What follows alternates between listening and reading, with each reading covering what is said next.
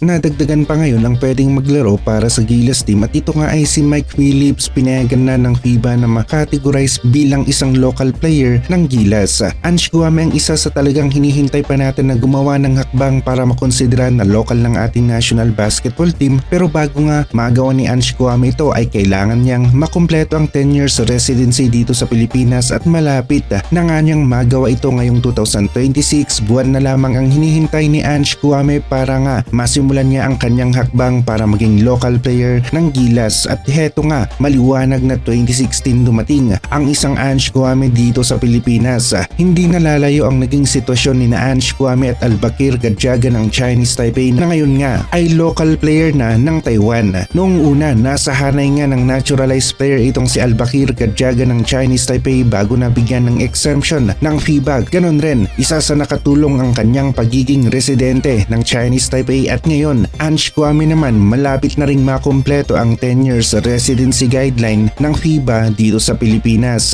Malaking tulong ang maibibigay ng isang Ange Kouame sa Gilas. Siya ang isa sa talaga namang merong size na kailangan nga rin ng Gilas dahil kulang tayo sa quality bigs na kayang makipag-compete sa international level. Ang tinapatan nga noon ni Ange Kouame at Kai Sotto ay ang isang prime buban at noong Asian Games naman si Ange Kouame ang isa sa naging main bigs ng Gilas na kung saan ang Gilas ang reigning champion ng Asian Games. Nakita natin ang lakas ng isang Ange Kouame sa Gilas bilang isang naturalized player at kung magiging local nga siya ng ating national basketball team ay magiging malaking tulong siya sa loob ng paint at kung silang dalawa nga ulit ang magkakasama ni Kai Sotto ngayong mas nag-mature ang kanilang galawan o laro ay mukhang mas mahihigitan pa nila ang Kai Sotto Junmar combo. Kai Kouame combo naman ngayon ang nakikita natin na magdadala sa frontline ng Gilas sa hinaharap. Balik tayo sa nasa harapan ng Gilas ngayong second window ng FIBA World Cup Asian Qualifiers at magiging isang malaking advantage ang isang panalo laban sa team ng New Zealand. Ngayong magkakaroon ng chance ang Gilas na makuha ang top 2 spot pagpasok natin sa next round at magbibigay sa atin ng mas malaking chance na makwalify sa FIBA World Cup 2027. Kailangan nga rin talaga na maipakita ng Gilas na hindi lamang si Kai Sotto ang kayang mag-step up at makagawa ng malaking ambag sa Gilas team laban sa team ng New Zealand sa loob ng paint.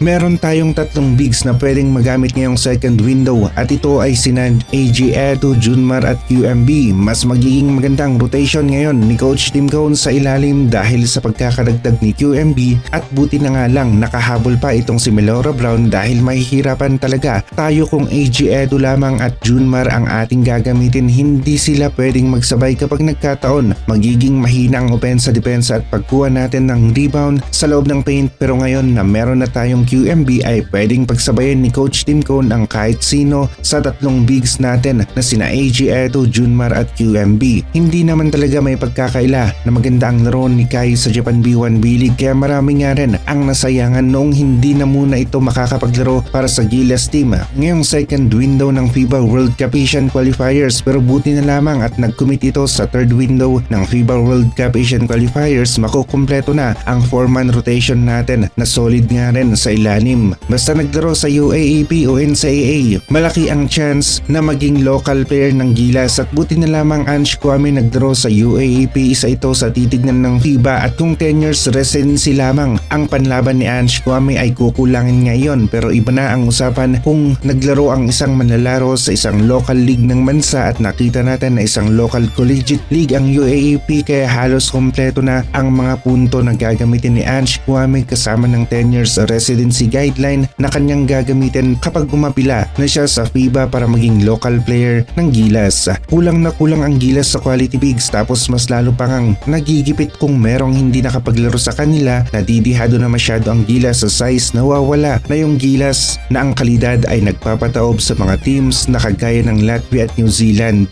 Sa mga guards, sobrang dami ang mga players natin na magagaling sa position na ito at kailangan nga na mamili ni Coach Tim Cone sa mga ito dahil limitado nga rin ang slot natin dito.